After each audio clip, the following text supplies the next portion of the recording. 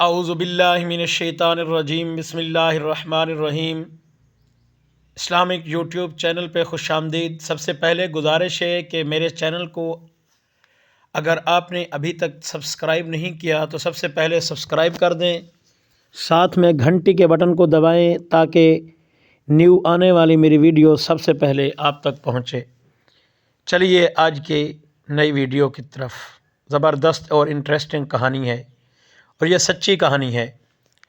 دوستو، وہ بچپن سے یہیں سنتی چلی آ رہی تھی کہ صحن میں انار کا درخت اس کی ماں کے ہاتھ سے لگا ہوا ہے، جبکہ ماں کو دنیا سے گئے کئی برس بیت چکے تھے۔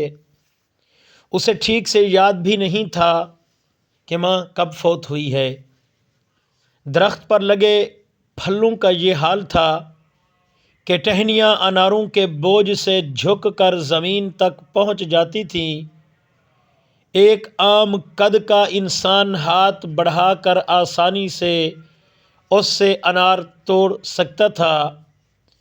ماں کے چلے جانے کے بعد گھر کا نظام بھابھی نے سنبھالا۔ ایک مرتبہ اس کے شوہر نے بیوی سے فرمائش کر ڈالی کہ بیگم، سنا ہے آپ کے گھر جو انار لگے ہیں بہت ذائقہ دار ہیں، چند انار توڑ کر لائیں ہم بھی چکھیں۔ اگلے ہی دن وہ ماں کے گھر گئی اور چپکے سے چند انار توڑے اور اپنے پرس میں چھپا لیے۔ اسی اثنا بڑی بھابھی نے درخت کے قریب شاخوں کو دیکھا اور شور مچانے لگی، یہاں سے انار کس نے توڑے؟ اس نے جھٹ سے نند کے پرس کی تلاشی لی اور اسے برا بھلا بول کر انار واپس نکال لیے۔ دوستو، نند بیچاری انتہائی دکھی دل سے روتی ہوئی بھائی اور بھابھی کے گھر سے نکل گئی۔ خاوند سے معذرت طلب کی کہ وہ انار نہیں لا سکتی کیونکہ اسے اجازت نہیں۔ دوستو، خدا کی کرنی دیکھ لیجئے۔ سنا تھا جس گھر سے بیٹی دکھی کر کے نکالی جاتی ہے اس گھر سے رزق کی فراوانی روک دی جاتی ہے۔ تو ایسا ہی ہوا کچھ۔ انار جو پھلوں کے بوجھ سے جھک جاتا تھا، اگلے ہی برس اس نے نہ صرف پھل دینے سے انکار کر دیا بلکہ درخت کی جڑوں میں ایسے کیڑے پڑ گئے جو زمین کے اندر تک اور زمین کے باہر پھیلنا شروع ہو گئے۔ کیڑوں کی روز بروز بڑھتی ہوئی تعداد بہت خوفناک منظر پیش کرنے لگی اور نوبت یہاں تک آن پہنچی کہ درخت کو جڑ سے اکھاڑ کر پھینک دیا گیا اور اس جگہ بھاری مقدار میں کیمیکل ڈالا گیا تاکہ زمین سے نکلنے والے کیڑے ختم ہو جائیں۔ دوستو، بات یہاں ختم نہیں ہوتی۔ ایک مرتبہ وہی بیٹی ان کے گھر واپس آئی اور درخت کو یاد کر کے زاروں قطار رونے لگی۔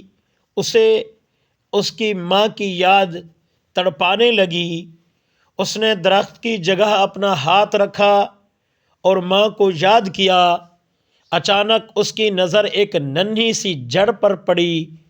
اس نے اسے اکھاڑ کر مٹھی میں بند کر لیا اور گھر اپنے چلی آئی۔